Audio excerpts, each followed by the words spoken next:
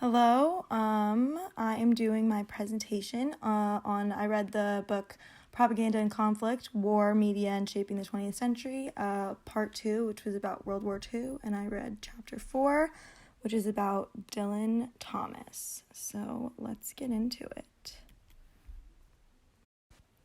Who was Dylan Thomas? Dylan Thomas was a Welsh poet and scriptwriter.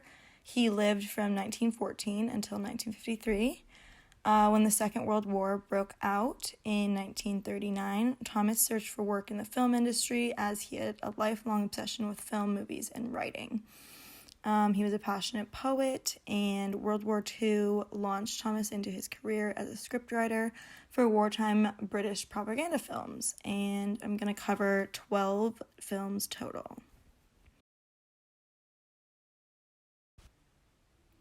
Okay, so the first film was New Towns for the Old. It was produced in 1942. It's 6 minutes long. It was the first war film written by Thomas, and it was ahead of his time. It depicts new housing settlements for post-war heroes and inspired civilians, giving them hope for a new post-war settlement to emerge. The film was initially speculated to have been endorsing socialism, and Winston Churchill did not approve of this.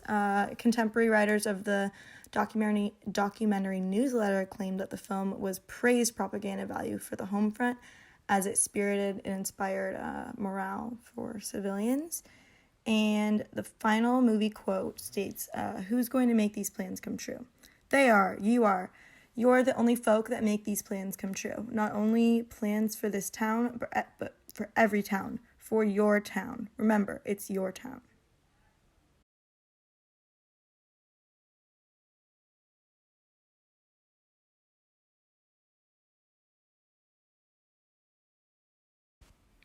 The second film that Dylan Thomas produced was called Palimpsest 568, produced in 1942, 8 minutes long. It was co-scripted by Dylan Thomas, and the film was a straightforward recruitment video for the Women's Auxiliary Air Force.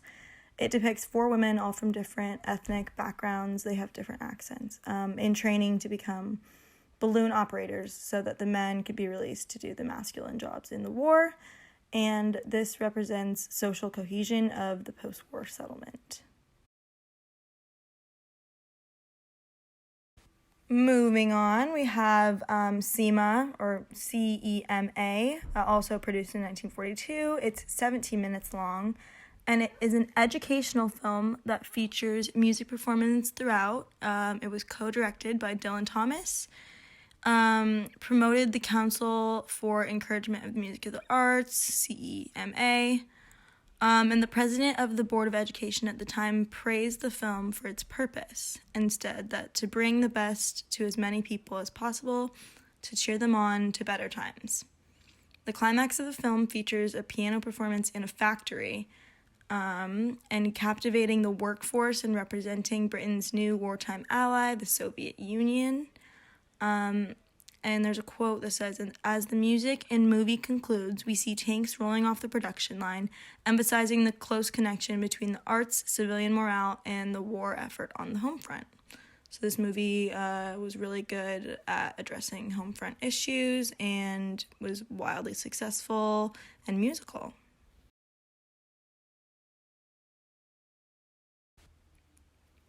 Next up is the film Young Farmers, also produced in 1942. It's 12 minutes long, and it depicts the efforts of a school in a rural county to help children appreciate the importance of the land and work on it. The film concludes with this propaganda message that states, "We believe that everyone, wherever they are, whatever they are, should learn to love the land. The children, boys and girls of today, are our future citizens and farmers. We can help them realize, as this war has already shown, what a great and worthy future lies in the land. We must help them to learn to care for, value, and respect it. The land must never become spoiled, neglected, or forgotten again."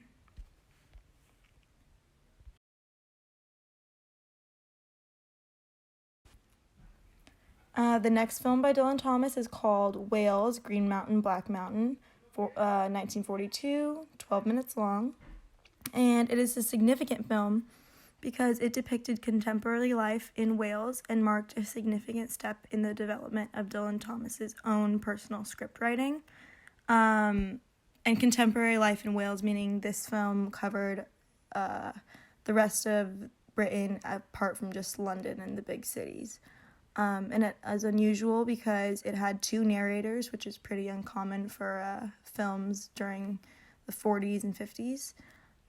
The synopsis underlines the film's commitment to what Winston Churchill was to call false hopes and airy visions of utopia and El Dorado, meaning that Winston Churchill didn't think that these propaganda videos were going to be helpful and gave people false hope. Thomas's script combines the realist tradition of the British documentary film movement with the romanticism of much of his poetry, and an example quote from the film is, "Britain at war has asked these once denied, helpless and hopeless men for all their strength and skill at the coal seam and the dockside, the foundry and the factory. The world shall know their answer, and the world shall never deny them again."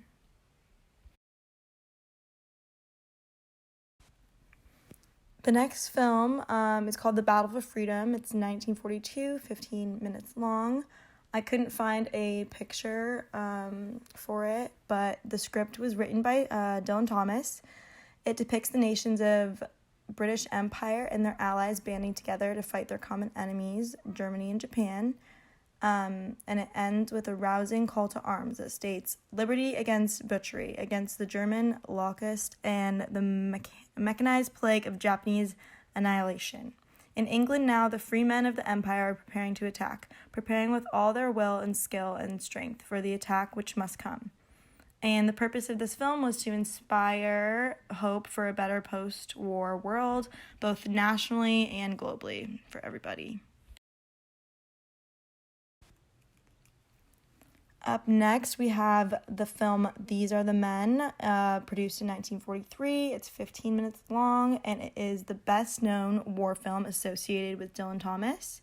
It pulls clips from Nazi Party rally documentary to mock and parody Nazi leadership, and which was really contemporary and cool that they used clips from the Nazis' own work to mock them.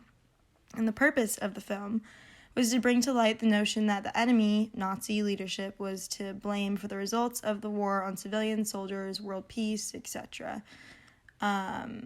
Particularly the men, the soldiers that were fighting, and how the war was affecting them and killing them. But the film concludes with a poetic warning to the enemy. This was written by Dylan Thomas that says, "But for those who taught them the business of death, who crippled their hearts with cruelty, never, never, never shall there be pardon or pity, no hope of a new birth. They shall be put down forever."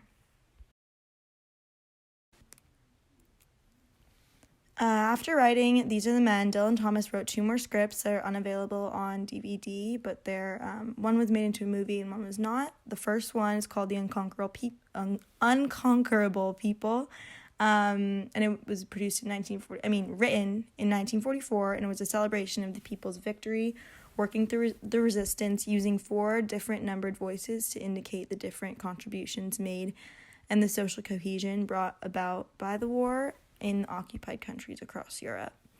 But this was not made into a movie. The second one, however, which is titled Our Country, was made into a movie, and it was a 45-minute film made for distribution in the United States, and I'm going to talk about that right now. I couldn't find a picture for this one either, but the film is called Our Country, 45 minutes long. Dylan Thomas was actually hired as the replacement writer for this film, and it's significant because the story aims to capture the variety of lifestyles in wartime Britain, as it features a man traveling across the country, getting a glimpse into people's lives. And there's a blatant Soviet influence in the cinematography aspect of the film, as it doesn't include dialogue, yet we can see the actors speaking to each other on screen, and this serves to highlight the film's commentary and imagery instead of the actual spoken dialogue, which is pretty interesting. That is definitely something of Soviet influence that Dylan Thomas used. Next up, we have A City Reborn, which was produced in 1945.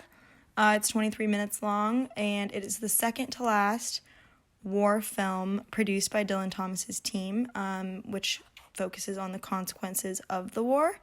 And this film specifically depicts the results of the war as a soldier and his girlfriend search for a place to live in a city that had been devastated and destroyed by German bombings.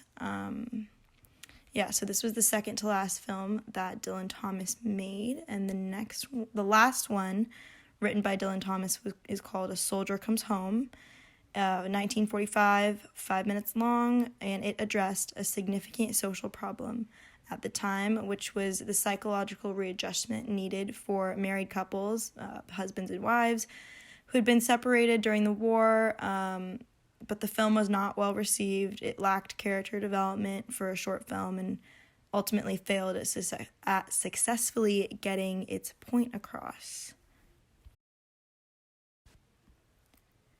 And the last slide I have for this presentation is how were Dylan Thomas's films perceived? And it says the wartime films written and directed by Dylan Thomas were described as helping people to see on screen the fine part that their native land is playing in helping to win the war, and will make people all over the world, as well as the inhabitants of this country, appreciate what we are fighting for. And it noted finally that Thomas did not regard his work as promoting false hopes and airy visions like Winston Churchill had stated when these productions first started in 1942. And I just wanted to wrap it up with perhaps the most famous quote by Dylan Thomas. It's included in one of his poems. I'm sure everyone on the planet knows this quote, and it reads, "Do not go gently into that good night, but rage against the dying of the light." And that concludes my presentation.